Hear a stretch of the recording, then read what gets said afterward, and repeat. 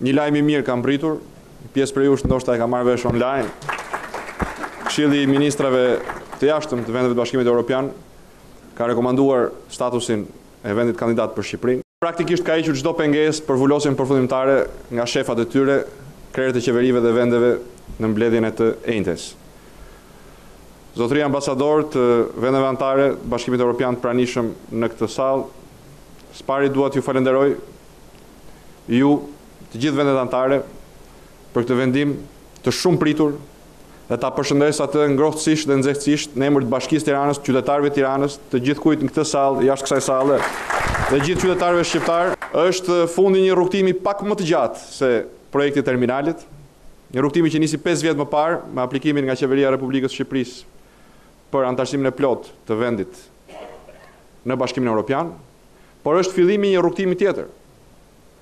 Një stacion I rëndësishëm po përmbyllet më së fundmi, por një stacion tjetër na pret. Hapja bisedimeve, përfundimi me sukses I cilave çon drejt anëtarësimit plot të vendit në Bashkimin Evropian.